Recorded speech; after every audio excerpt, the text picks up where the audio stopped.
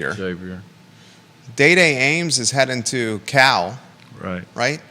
So some folks scratching their heads and saying, is the guys that are going out, they're going to big-time programs. The guys that are coming in are from mid-major programs. Now, I want to offer some caution here, because Odom has got a system that he needs a certain athlete to build around, and it's a guard-heavy, frenetic, athletic, get up and down type of system. I'll relay this to Hootie Ratcliffe, and I'll tell you what, the chitter-chatter on the interwebs is absolutely dominated by this question: did Kyle Guy get burned by the university? Initial reports from down the street at NBC 29 suggested that the coaching staff, a large portion of the coaching staff, was going to be retained. Now that's proven not to be the case, and we have significant clarity with Kyle Guy's statement from yesterday where he's not coming back. Yeah, I had heard a rumor, and I haven't been able to get it verified, but I heard that he was offered to stay. Yeah, Ahmad Hawkins also is pushing that rumor on social media. So I don't know if it's true. I haven't had a chance to find out, but if that's the case and it was his choice to leave, then I wouldn't say that he was burned. Right. So we got to talk about that. Ahmad Hawkins, who I have a lot of respect for, is the color analyst for Virginia football. Good at his job. I mean, he's in a lot of ways a UVA athletic department employee. Floated on social media yesterday that he had heard a similar offer was there for Kyle Guy to stay. So we'll talk about it, guys, on today's program. A lot we're going to cover on the show as Ryan Odom looks to reimagine his staff. Give the show a like and a share anywhere and everywhere that you're watching the program. Let us know where you're watching the show. We'll plug your locality. We love Wahoo fans that are watching from far and wide here on the Jerry and Jerry Show, featuring the Virginia Sports Hall of Famer Jerry Hootie Ratcliffe, who just finished his 51st consecutive ACC basketball tournament. Judah Wickhauer, things are looking good on our end. My friend, we can rock and roll when you're ready.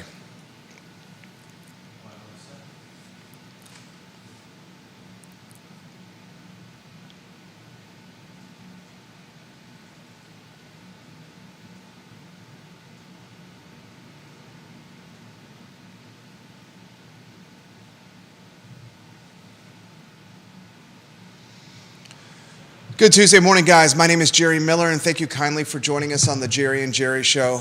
Absolutely enjoy connecting with you guys through the I Love CVille network on a talk show that features the Virginia Sports Hall of Famer Jerry Hootie Ratcliffe, the namesake of JerryRatcliffe.com. He, in person, just enjoyed his 51st straight ACC basketball tournament.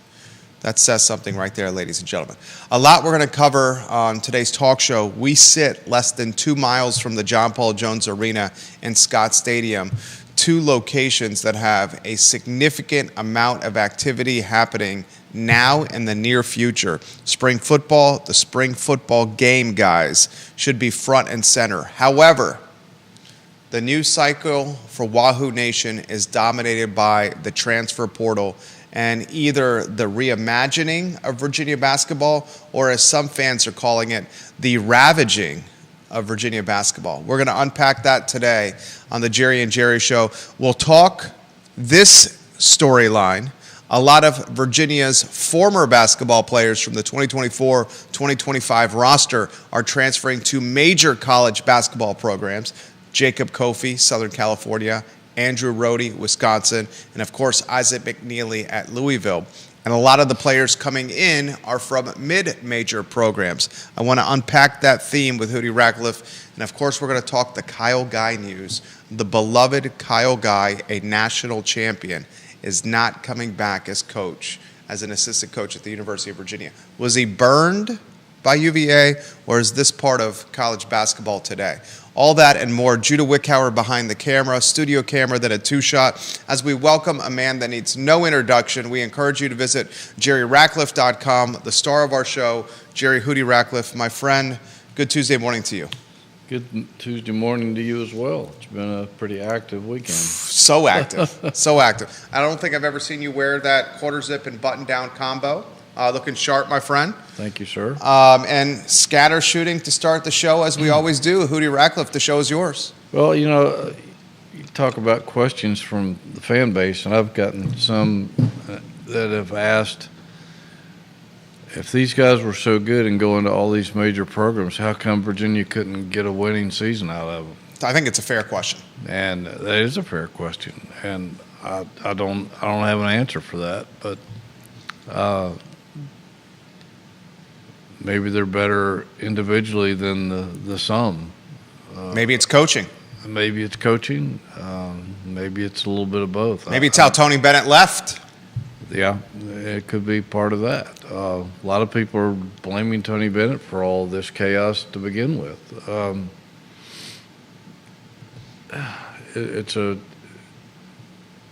unusual predicament, more so than any other coaching change, I guess, that we've experienced in years gone by, just because of the way college sports are today with the portal and the NIL, and the seemingly ability to move around freely in the college sports world without any difficulty. This the newest guy that's coming to Virginia. This will be his 6th year in college basketball. It's his 3rd school. There's another Duke guy, Miles. Yeah, Duke Miles. There's another guy, the Jakari White guy. I think this will be his 4th school, I believe.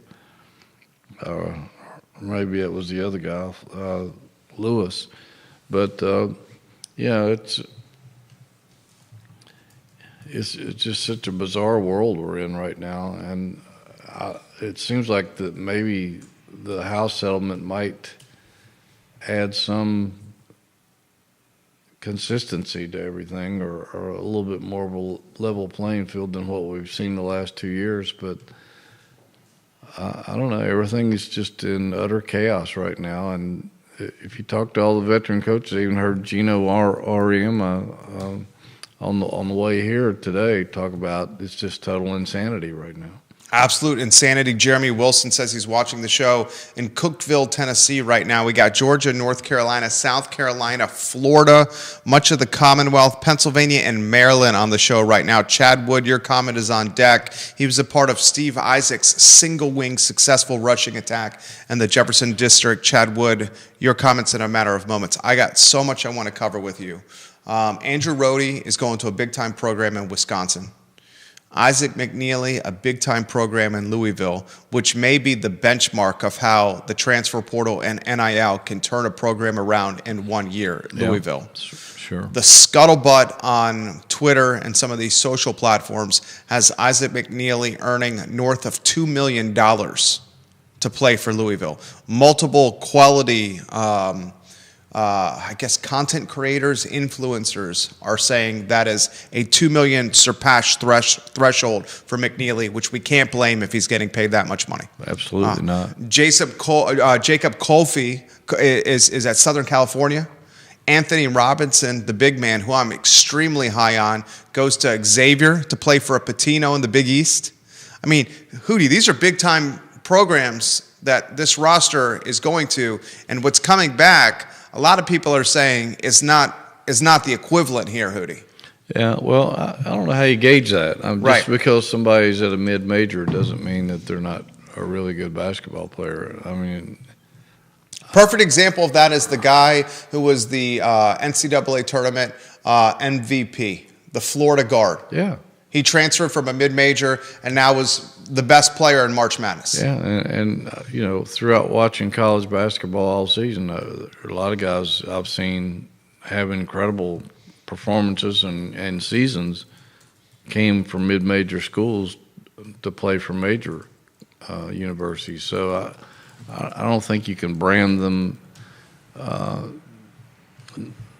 not quality basketball players just because they came from mid-majors. They might have gotten overlooked in the recruiting process. They might have been late bloomers.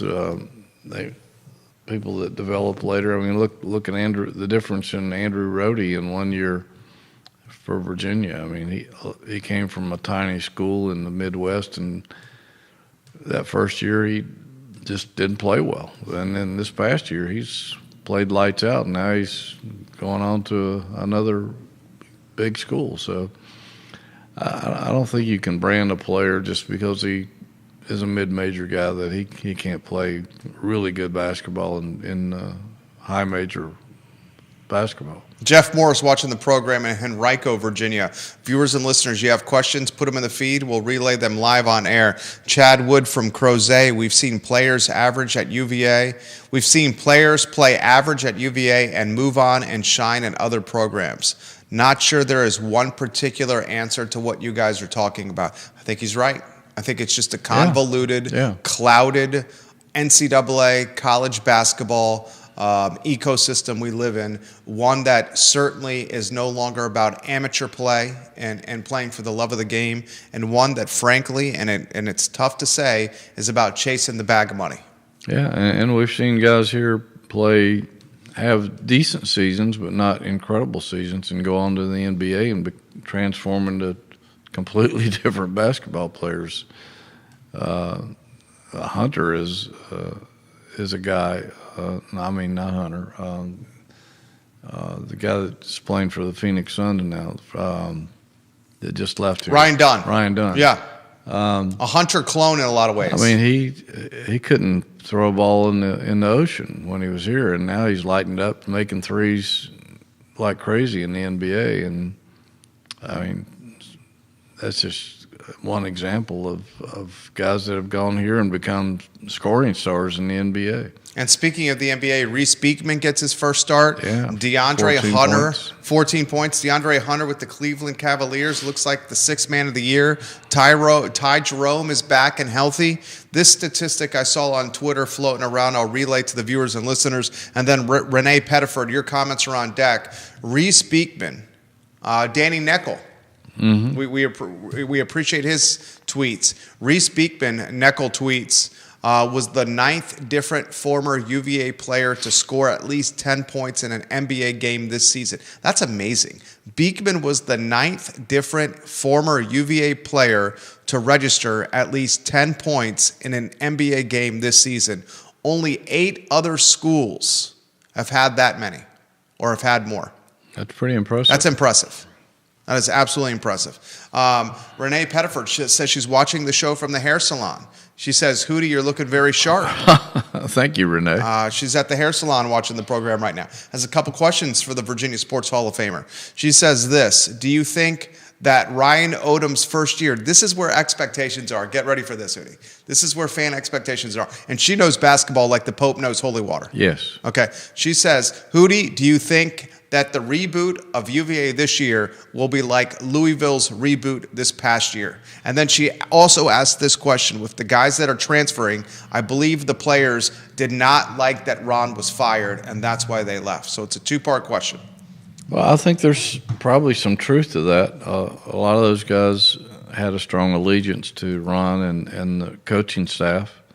And I'm sure a lot of hearts were broken when those guys weren't retained, and a lot of guys on the roster might have said, well, if I'm going to play for a new coach, I might as well just go play for somebody I don't even know. And maybe some of these guys, when they got worked out by Ryan and his associate head coach, Griff Aldridge, is that right, Aldridge? Yep. Maybe they didn't like what they saw. Maybe they didn't feel like they could fit into that system very well, and decided to go somewhere where they'd fit in better. That's usually a big factor with players who are looking at a portal or looking to be a free agent in the pros. Is they need to fit the program that they're going into, and so that might have also been a factor. But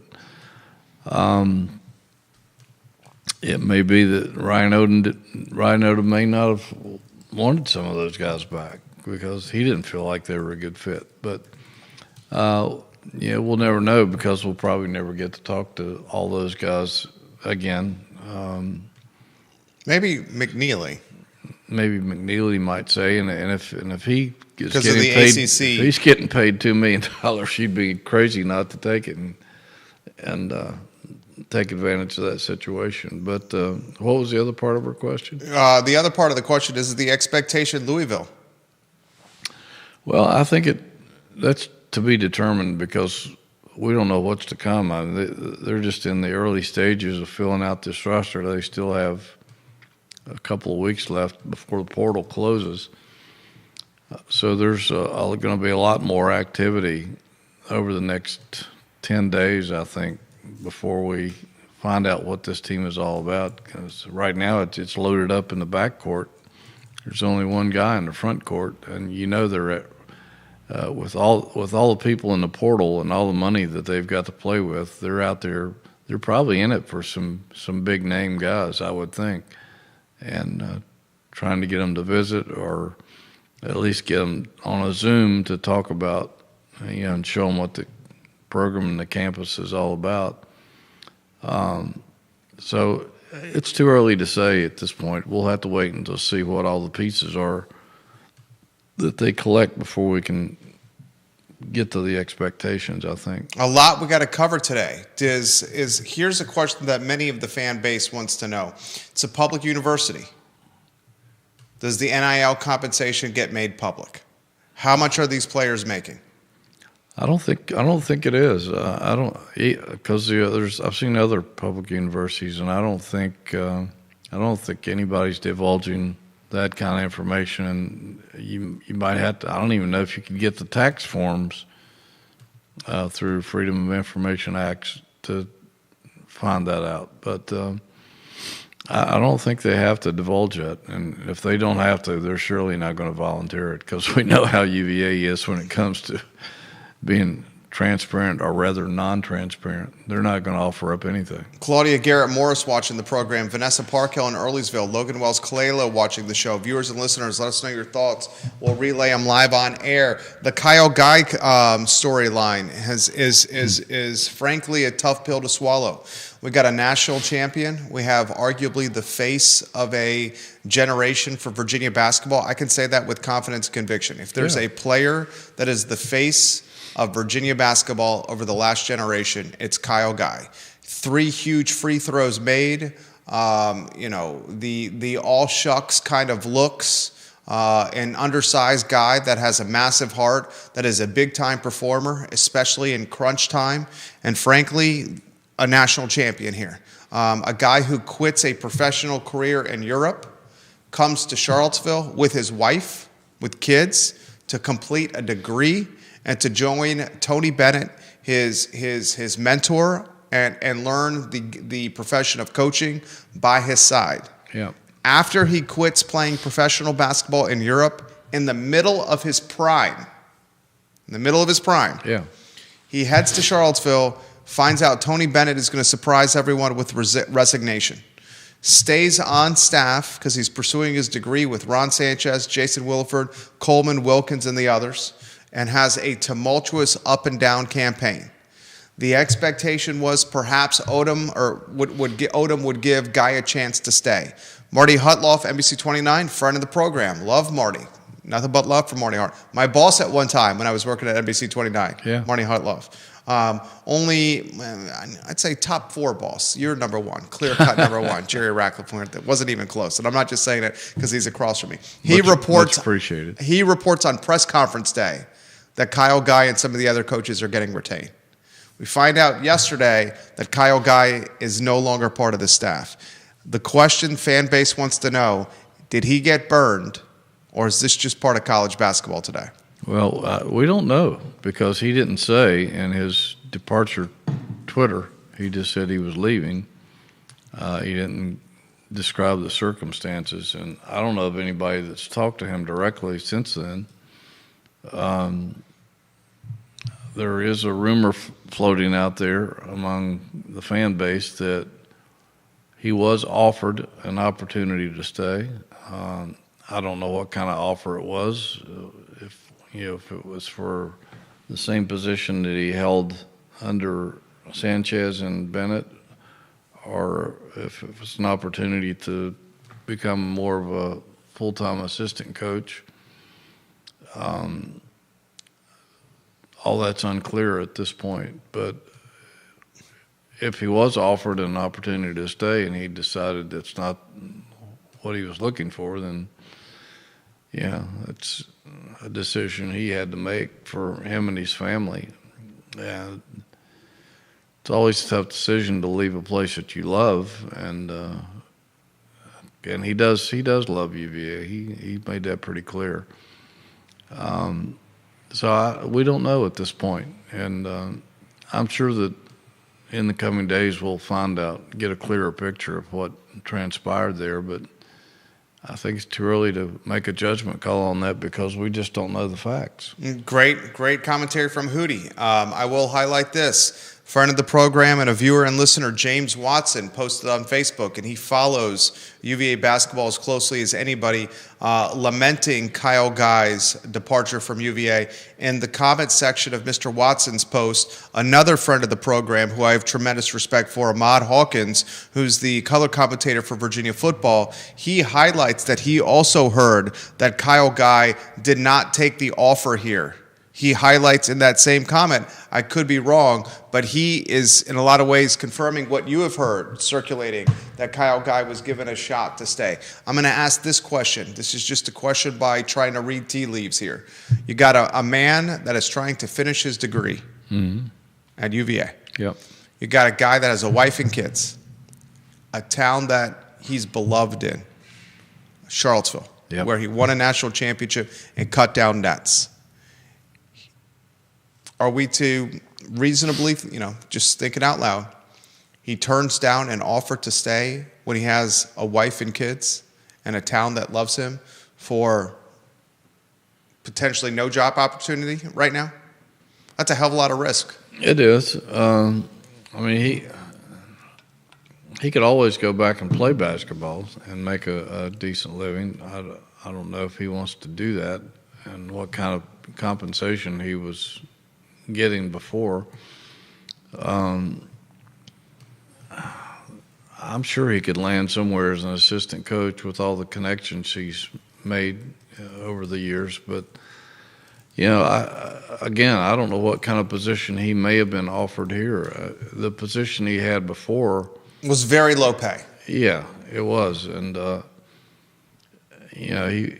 he wasn't really an assistant coach, viewers and listeners. We need to highlight that. Yeah, he participated in practice and he was at the games and in the huddles and all that stuff, but he couldn't go out and actively recruit like a full-time assistant does. And well, can you highlight some of the things that you, and I hope I'm not speaking out of turn, and some of the things that you wrote about Kyle Guy with his title? Can you highlight that? Yeah, well, I don't know exactly what he did. I think it's something about player development or life skills. I think was one of his monikers, and just I guess trying to be an advisor or a counselor or whatever to the players. I don't think that pays a whole lot of money. He could probably make more money playing basketball in Europe or somewhere, but absolutely he could. So I don't know if he was hoping to maybe be advanced to a full-time assistant coach, or if they just offered him more of the same. And if he couldn't become a full-time assistant coach, I could see why he might not want to stay here, because if you get in the right program, a full-time assistant coach makes some pretty decent money.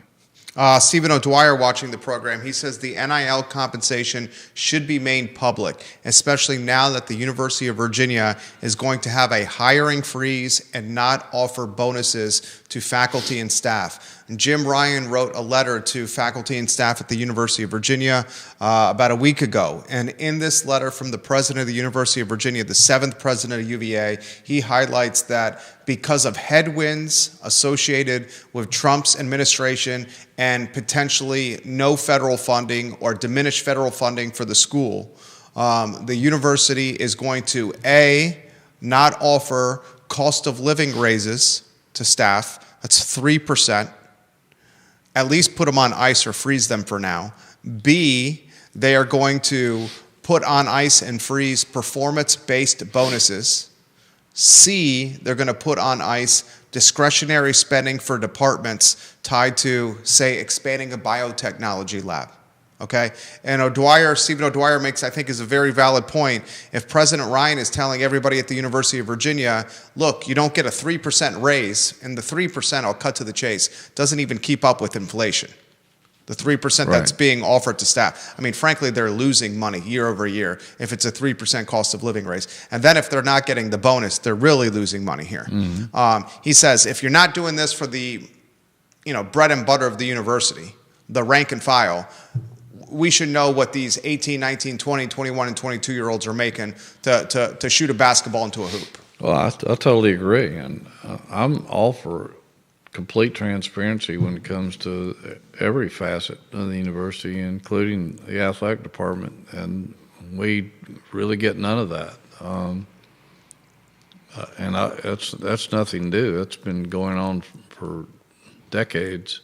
I don't know how many times over the span of my career here I tried to get the athletic department budget and what they were spending on this and that and the other and how much money they were raising, and I would always get put off by it and say, we'll get back to you on that. Or I'd have to look at some numbers or something, and very seldom did I ever get a straight answer on any of that stuff. And I think it's probably worse now than it was back then, but yet, like you said, it used to be when they would hire a new coach or something, they would give you the terms of the contract at the press conference or in a press release. Now you have to get it through the Freedom of Information Act. Which is bogus. And so if they don't have to divulge the NIL money, they're certainly not going to do it. And if they can hide behind laws that it's person's income, not from the university, but from gifts to the university. I don't know all the ins and outs of that, but most schools don't divulge that information, and if I guarantee you that if Virginia doesn't have to, they're not going to. Bob Shada watching the program. Birdwood's finest, Bob Shada. The mayor of Vivace watching the show. Olivia Branch watching the program. The Queen of Keswick watching the show right now. This one comes from Kentucky. Hootie Ratcliffe. Isaac McNeely, rumored out here, well over $2 million to play basketball for the Cardinals. Didn't you boys want a chance to keep this guy on your roster when you're bringing other players and paying them north of $1 million? Seems to me McNeely's worth more than what you're paying those guys to come to UVA. Well, I would have thought so. I would have paid Isaac whatever the going rate is to keep him here. I mean, he's a beloved player. He was the face of the program, really. He was the face of the program. And one of the all-time great three-pointers in UVA history, shooters, and just a great kid. He and his family are just high-quality, good people. And I know he loved it here, but he probably didn't like the way things ended. Haven't had an opportunity to talk to him, so we don't know his feelings about certain things. But I mean, think about it this way. Isaac McNeely gets recruited from West Virginia to play for Tony Bennett. Yep. Before his third year, the guy who recruits him quits.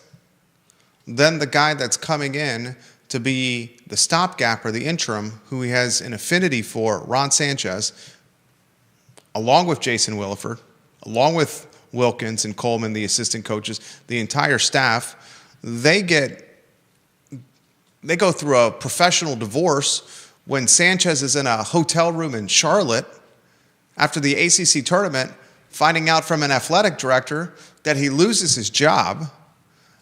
Another season, the entire roster is completely in peril. Mm-hmm.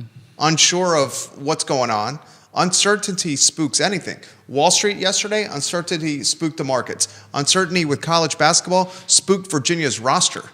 The entire roster enters the transfer portal. Yeah. Everybody. The only guy that Carter Lang, right? And he redshirted, who transferred from Vanderbilt. The SEC, the St. Anne's Belfield product, goes to Vanderbilt, plays his freshman year, says, I want to go back home to Charlottesville and play for Coach Bennett, is persuaded to redshirt, now is the only guy left on the roster. I mean, this is insanity, Hootie. This is like a soap opera. It's total insanity. And echoing what RM said today, he said, we're in the NCAA tournament and the transfer portal is open. He said, can you imagine the NBA playoffs going on and the free agency is going on at the same time? He said Scottie Pippen's kid enters the transfer portal while Michigan is still in the tournament, and he's playing for Michigan. Yeah. He said, I know there's players on my roster that were in the Final Four, and they've got 1 foot out the door before the tournament's even finished because of the transfer portal, unlimited, and NIL and everything else. And so the insanity is the proper word because college sports is in chaos, and I just don't see how it can sustain itself. I know they're getting high ratings on TV and all that, but I think there's a lot of people out there turned off by this. I am. To some I'm turned degree. off by it. I've never had less passion for the NCAA tournament than I've had this year. I watched very little of it, and I even forgot the Final Four was on Saturday until the Duke game came on because I didn't have anything else to do. But I think there's a lot of, and I know some other people who are passionate, very passionate about college sports and particularly college basketball. They didn't even watch the tournament. They're just totally turned off by the whole scenario, and it's sad because I never thought it would be like this. Well, it's college basketball and March Madness, in my eyes, and viewers and listeners, maybe you can relate to this. March Madness was the purest form of amateurism and amateur athletics that was out there. You have a tournament with 60-plus teams where it's win one game and you move on. Yeah. When you only have to win one game, anything in sports can happen. When it's a series, best of 5 or best of 7, the best team is probably going to win. Right. But when it's win one game and you move on, anything can happen. Yeah. That's why you see a VCU go to the Final Four or a George Mason go to the Final Four. And that hope is something that we cling to and why we watch, because anything can happen. You had 4 number ones in the Final Four. You had chalk in the Final Four. We had a Sweet 16, an Elite 8 that was dominated by heavyweights and the expectation. Mm-hmm. And the Cinderella story seems to be over. I'll paint a picture. VCU and George Mason makes it to the Final Four because a coach can take a class from freshman year to sophomore year to junior year to senior year, and by the time they're fourth years or seniors, they become a gelled unit. Yes. And this gelled unit can overcome athletic deficiencies versus a blue blood major program by being a gelled unit. They may not be the most athletic guys, might not be able to jump out of the gym like the Kentuckys or the UCLAs or the Dukes or the UNCs, but because of the experience playing together, they can beat that athleticism, especially in a win one game setting. Yeah. That's over. And if you're a talented player in a mid-major program, why would you stay at a mid-major school as opposed to chasing a bag of money? Yeah. Well, the old saying, the best team doesn't always win, that's going to be diminished in the future. I think we're seeing some of it now because there were very few upsets in March Madness throughout the entire stage of it. A lot of people had like only 3 misses on their prediction sheets and stuff. So used to be able to go through those things, and it looked like a battlefield. Everybody was marking off the misses You knew to pick in red. a 12 seed over a 5 seed. Exactly, and I wonder if those days are over. I think those days are over. Comments are coming in quickly. This question is coming in from Nevada. This is All right. We got this. We might have 15 states on I think this is the first time Nevada has ever asked a question. I think it is. This one is for Jerry Ratcliffe here. What would be the thinking of not keeping any of the Virginia coaches on the roster, especially a school deep in tradition? Well, we don't know that there's not any.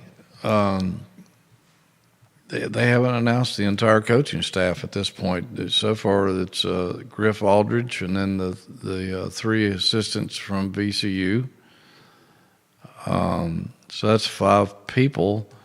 I think they can have 7 full-time assistants, if I'm not mistaken, and like a staff of 10 or might even be 11. Now. I mean, I'm not sure, we would cross Jason Williford off the list here, right? I think his contract was due to run out after this season anyway. And I don't know what that meant his status was going to be, even had Ron been retained. I just don't know. I know his Ron's and I think one of the other assistant coaches, maybe 2 of the other full-time assistant coaches, contracts didn't run out for yet another year. So I don't know that, but I guess there's still a possibility that somebody, at least one somebody, could still be retained. They're probably so consumed with the portal right now that he got his general staff together that he knew, and he was pretty certain he was going to bring those 3 First guys. thing he did was Griff Aldridge. Yeah. His best friend in basketball. He probably knew that before he even accepted the job. Yeah, that's the Logwood head coach, quit Logwood, came to UVA to be the associate head coach. He was previously a lieutenant for Ryan Odom at UMBC and some other stops. Yeah. He said no to Longwood, came to UVA. First thing Odom did was Griff Aldridge. Yeah, and they go back to their playing days at Hampton-Sydney together, and they both admitted that their time together at UMBC was cut short because Longwood came knocking at Aldridge's door and offered him a head coaching position, and he couldn't turn that down. So I think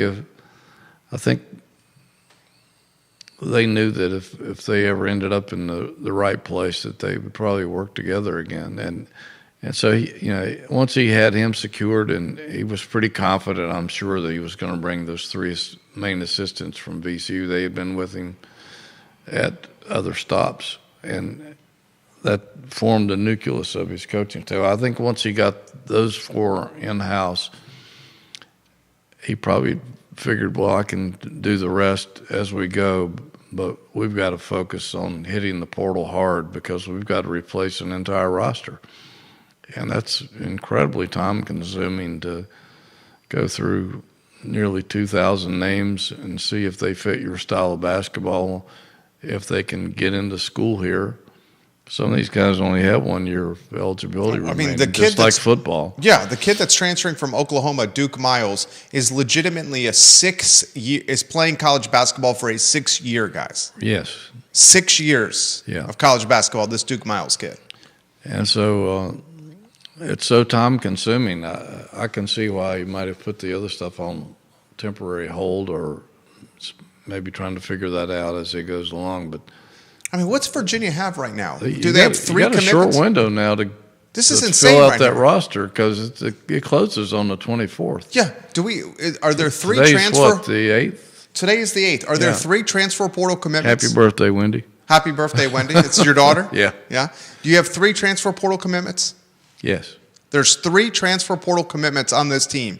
They are all guards. Yep. You have the kid who went from VCU out of high school committing. He's a senior in high school right now. Silas Barksdale. Mm-hmm. This guy looks like he's a freak athlete here. Yeah, like 6'7", 6'8", with a massive wingspan. Like a Junior Burrow type. Yeah, Junior Burrow, who can jump out of the gym. Okay. In fact, Junior Burrow even said this guy has more upside than I did as a senior in high school. Yeah. He said, and I read JerryRatcliffe.com here, first website I visit every morning. Junior Burrow said, I was more refined offensively, but this guy's got more upside than I do. Mm-hmm. Probably pointing to the man's length, his reach, and his athleticism, his explosiveness. Yeah, and Junior coached him in AAU. Right, he knows him. So this goes a long way for Burrow to make that comment. So you got a senior in high school that's on UVA's roster, and Silas Barksdale. You got a point guard from St. Anne's Belfield Academy and Chance Mallory, who may be the most talented guy in the roster right now. But he's a senior in high school. Right. The chitter chatter is this guy's making $1.2 million in NIL compensation. You got 3 guards transferred to UVA, including one who's a 6-year. These are all marksmen from Bonosphere. Mm-hmm. Carter Lang, I hope he stays. He showed some upside at Vanderbilt. He's got roots to Charlottesville, went to St. Anne's Belfield, played with Chance Mallory at St. Anne's Belfield. He's a physical presence in the front court. But outside of that, the roster's wide open, and the portal's about to close. And by the way, you still need to hire a general manager. The chatter has staples. I was going to ask you about the general manager spot. You go to virginiasports.com and you click the men's basketball roster, and there's no players listed. When you go to virginiasports.com and you click the roster, there's not a single player listed right here. Yeah, that's what's going on here? That's a frightening aspect. What is isn't going it? on here? I thought Tony Bennett had it hard when he had to replace 60% of his football roster. And by the way, spring football's right around the corner, and no one's even talking about it. Yeah, it's well, you don't have a coaching change in basketball that often. I've been here since 1982, and I think this is the fifth or sixth coach that they've had. So, not counting the interim coach, but that's not very many coaches. So it's a big deal, and college basketball is still a sport where Virginia, if they get the right guys in here through the portal, can still be. Top 15, top 10 program. They can make some noise in just one season. Yeah. It's harder to do in football. Can't do that in football. And so there's a lot of focus on what's going on over at JPJ and trying to land the right people to get this to become a competitive program again. This comes from Michael Murphy in Baltimore. Isaac McNeely went to Louisville, who's preseason ranked number 3. He'll get a ton of NBA exposure, plus $2 million plus is a lot of incentives to turn down.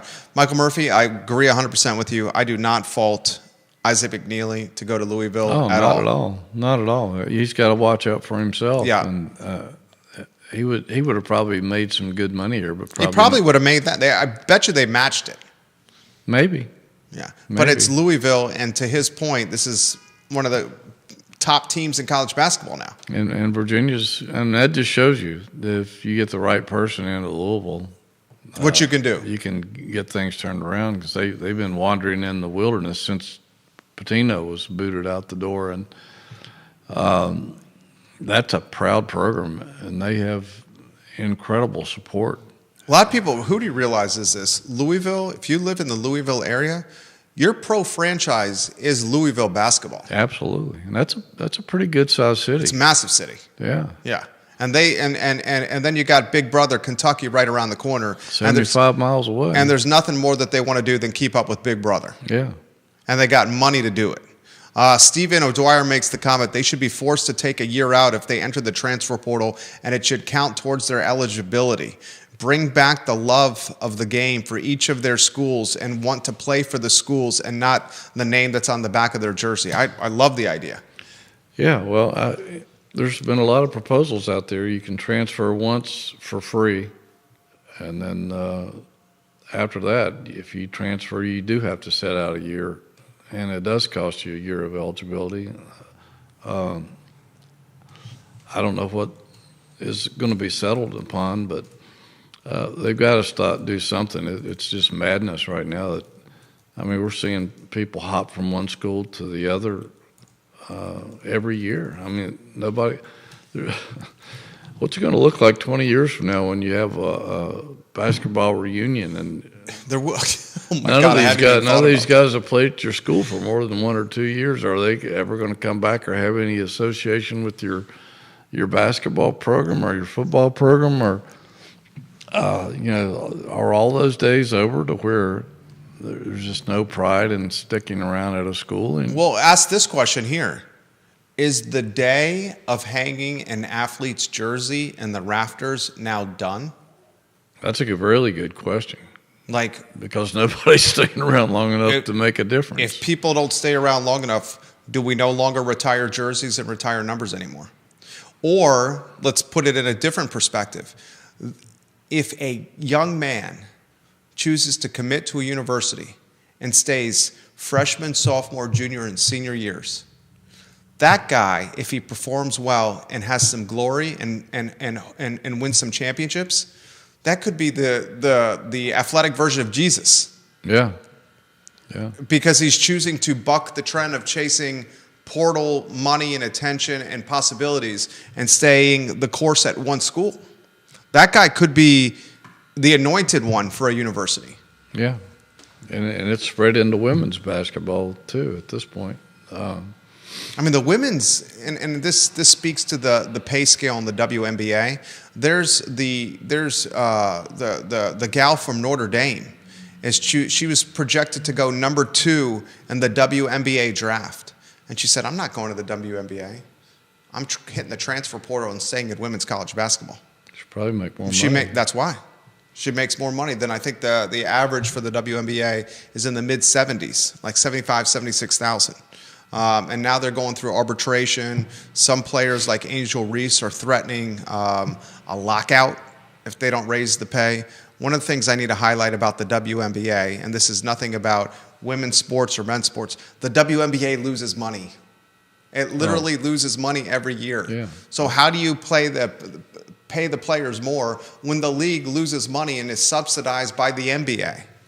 Well, it used to be like that in college basketball, and it may still be. I don't know, but I know that women's programs, basketball programs, used to lose money, and Pretty sure it's the still networks, the case. the networks, and they would lose money televising women's basketball. That was part of the deal, that they were forced to televise women's basketball, even they were losing money doing so. I wouldn't think that it's much different now. It's bananas. And guys, you want to hear something crazy? And this is a question for Hootie. Spring football, is the spring football game Saturday? Yes. The spring football game is Saturday. We have a head coach in Tony Elliott, who is now the highest paid employee at the University of Virginia in total compensation. It's over $4 million a year. Because Tony Bennett's not here anymore. Ryan Odom is not making that much money. And the CEO of UVA Health, Craig Kent, was fired. Tony Elliott is the highest paid University of Virginia employee in total compensation. Mm-hmm. He is coaching for his life in his 4th year. His first 3 years, Tony Elliott, his coaching resume, the least amount of wins of any coach in any of the power football conferences. That's true. 11 wins. 11 wins over 3 years, the least amount. He had to replace, 50, 60% of his roster. Yep. You got spring football in the spring football game, and no one is talking about it. Is that an indication of where apathy and interest is in football, or is that an indication of how rabid the fan base is with basketball? What's going on here? I think it's a little of both. I think with Virginia, in terms of football, you have a hardcore base of around 20 or 25,000 people that are going to be there pretty much rain or shine, win or lose. The others, I think, are people that are just waiting to see. They want a reason to get excited, and they want to root for a winner. And if they start winning again, those people will show up, and it'll be a bandwagon situation. But basketball, I think basketball and again, we're talking about smaller crowds, obviously. But I think basketball, there's a little bit more loyal. I don't know if loyal is the right word. A little bit more loyal of a fan base. The basketball fans weren't really shafted like the football fans were back in the early 2000s when they did the reseeding program. And a lot of the people were uprooted. And I know UVA's, they've just formed a fans committee of some kind to try to find ways to enhance the fan experience and draw more people. And I've heard there were some pretty good suggestions, but I don't even know I don't even know where we were going with this, but The apathy around the program. oh yeah, I think there is some apathy just because I mean, the guys. it's been a long time. It's been 2019 since they did anything significant Since on the football Bronco field. Mendenhall, Bryce Perkins. Yeah, they made it to the ACC championship game, even though they got their doors blown off by Clemson, but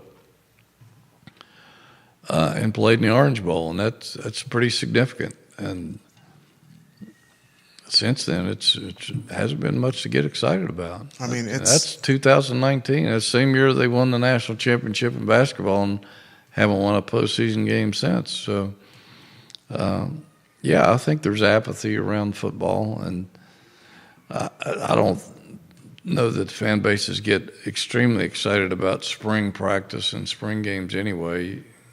I mean, if you look back over the years, there's usually not that many people that show up for a spring game, as opposed to some of the more traditional football schools that try to sell out their stadiums, and that's why Deion Sanders and some other people have tried to do something that I wrote about as early as in the 1980s, and even Frank Beamer came up with the idea in the 90s, is that for the spring game you should be able to scrimmage or play a game against another team that you normally wouldn't face on your schedule, and try to get the fan base excited about the game and draw a good crowd and give the players somebody different to hit and then themselves. I think it would add a lot to the spring, and you could make some money off of it. And the NCAA wouldn't let them do it. Syracuse and Colorado tried, really, they were going to do it. And Oklahoma State were going to do it. And got shot down. I asked Tony Elliott about this early on this spring, and he said that he would be all in favor of doing that. You could play somebody that you normally wouldn't have a chance to play, and create some interest, create some excitement. I've loved football as much as anybody, and I can only remember 2 spring games in my career that I got excited about.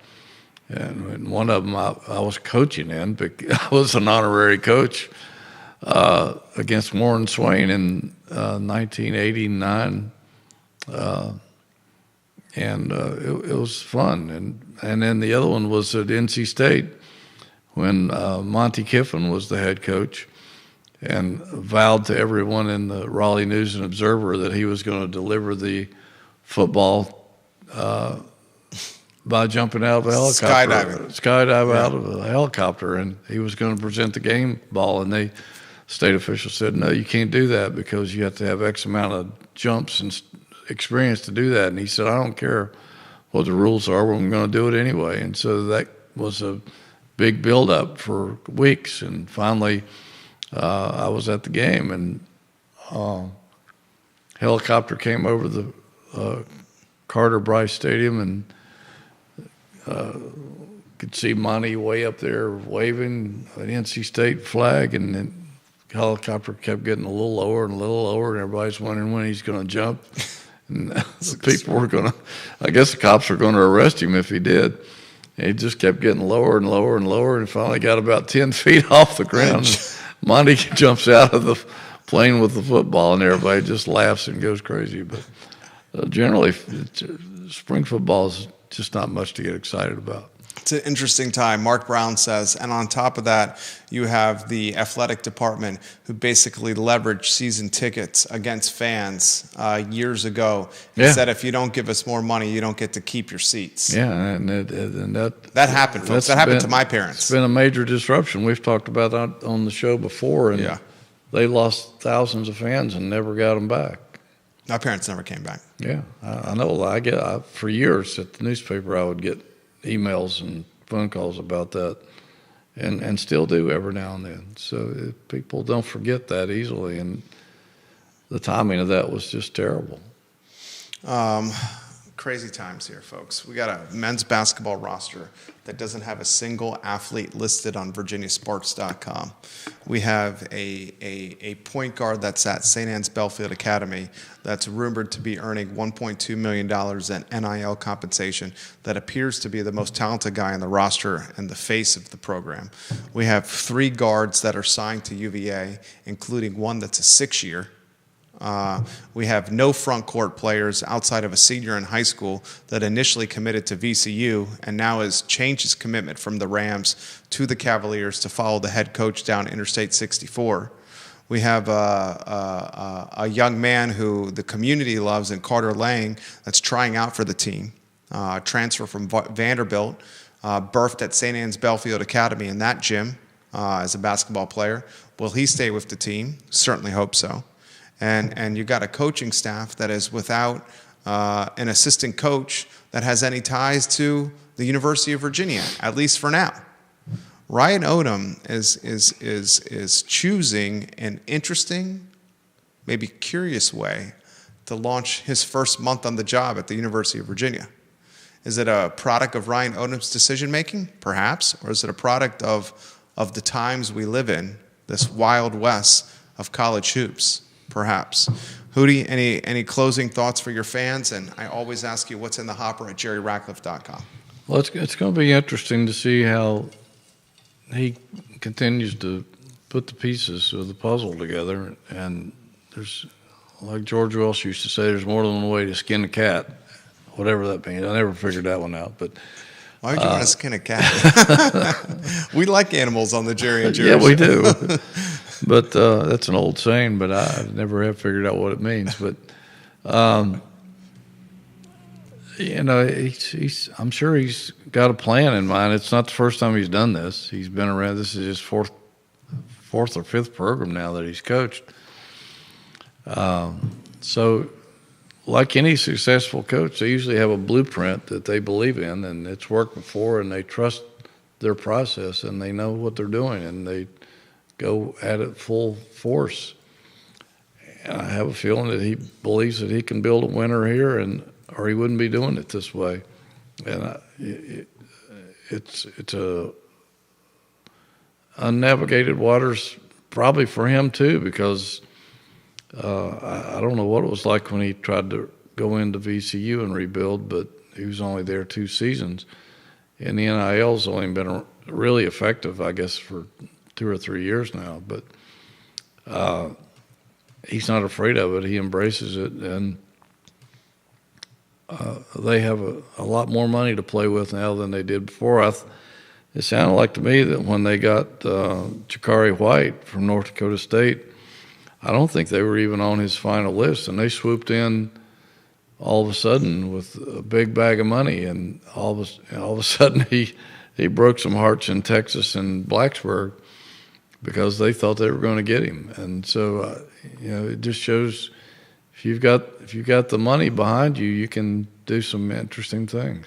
Unbelievable. It's an unbelievable time. JerryRatcliffe.com, first website I visit every single morning, guys. Got a 2.5-year-old on my left knee. He's eating French toast sticks. I got my iPhone in my hand. I'm trying to balance the 2.5-year-old as he's throwing French toast sticks to the family German Shepherd Max while drinking my coffee while reading JerryRatcliffe.com. You're pretty talented That's to be my able to morning. do all that at one time. I genuinely, I swear to God, Hootie, it's like this.